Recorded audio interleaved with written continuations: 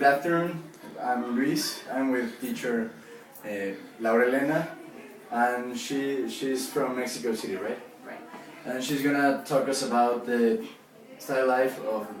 lifestyle of the people at Mexico City. Teacher, can you tell us about the daily life? What time you have to wake up to arrive to the job and the kids to the school and all that things?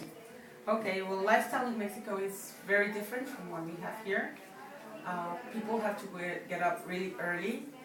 For example, my nieces and nephews, they have to be up around 6, so they can leave home around 7 and arrive at school at 8.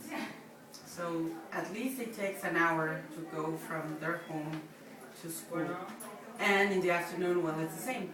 Okay, going back home, it takes at least an hour or a little bit more, because all the people that are leaving work or also going out of school, and it takes about an hour or an hour and a half to get home. It's very hard for them to go to extra academic activities, for example, or to eat with both their parents.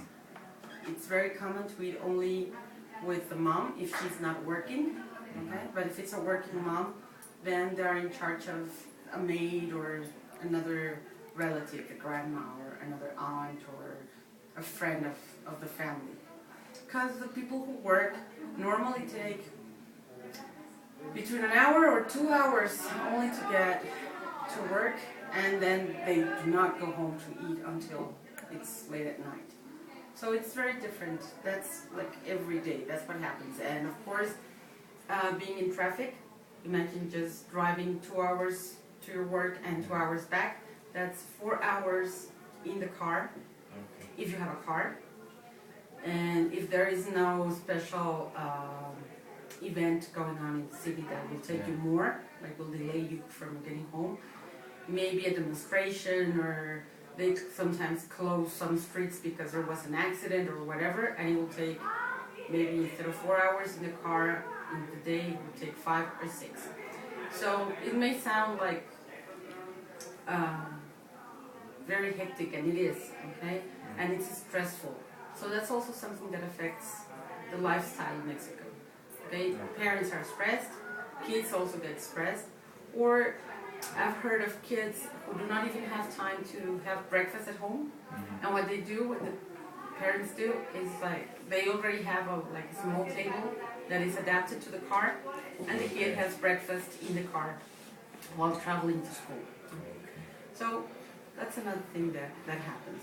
Okay, and in Mexico City, to have a little bit of fun or to forget stress, what are you used to do? Well, the good part over there is that there are a lot of options. Okay, the movies get there earlier than we get them here, and there are many more options of places to go to, of movies, theater.